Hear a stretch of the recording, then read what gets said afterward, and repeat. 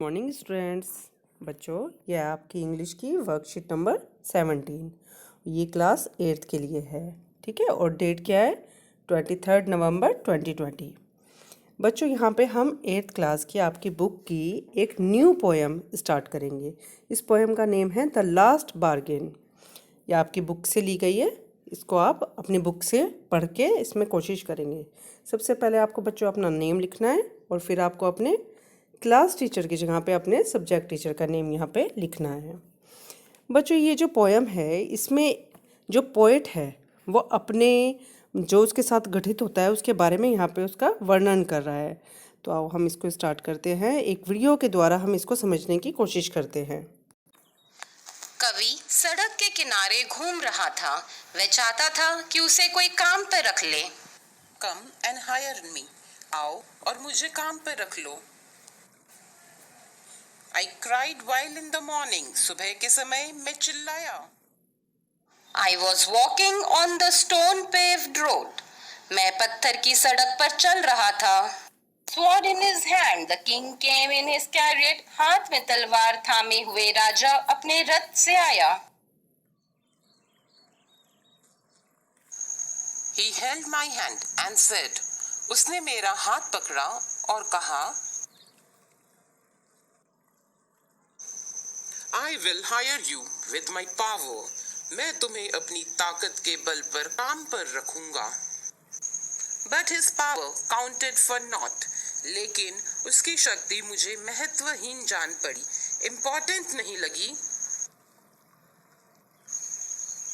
And he went away in his chariot. और राजा अपने रथ पर बैठकर वहां से चला गया। In the heat of the midday, दोपहर की गर्मी में, the house stood with the shut door, मकान के दरवाजे बंद थे। I wandered along the crooked lane, मैं टेढ़ी मेढ़ी गलियों में घूम रहा था। An old man came out of his house with his bag of gold, एक बूढ़ा व्यक्ति घर से बाहर आया अपना सोने से भरा थैला लिए हुए। I will hire you with my money. मैं तुम्हें अपने धन के बदले काम पर रखना चाहता हूँ।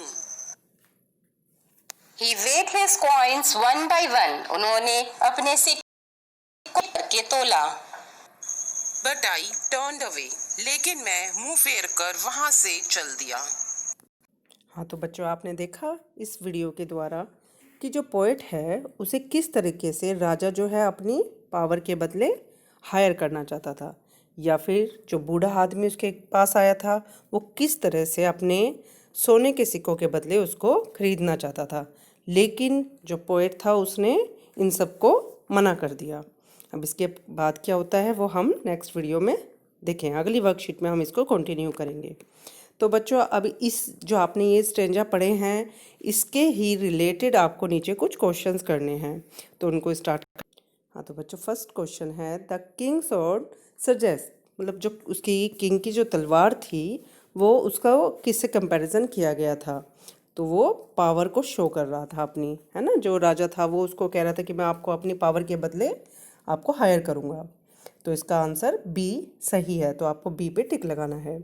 सेकंड है the speaker did not accept the king offer because he wanted, उसने राजा की जो ऑफ़र था उसको क्यों नहीं एक्सेप्ट किया, क्योंकि वो फ्रीडम चाहता था, है ना।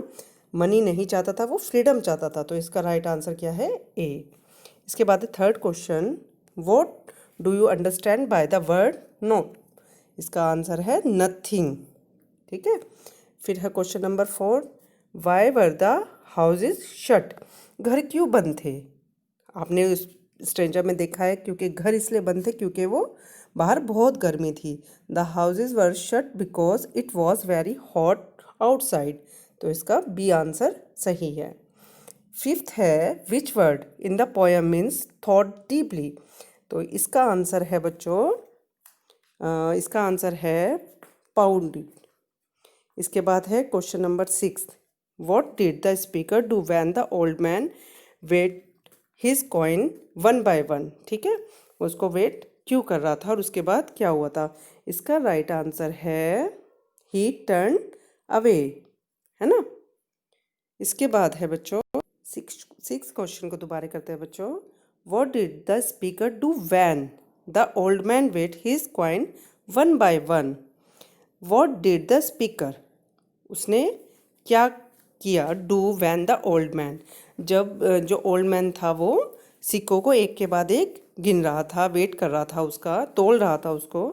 तो जो स्पीकर था यानी कि जो पोएट था वो ही टर्न अवे, वो वहाँ से चला गया।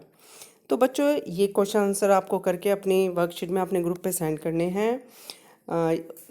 और इस पोएम को आप अपनी बुक में से भी रीड करेंगे।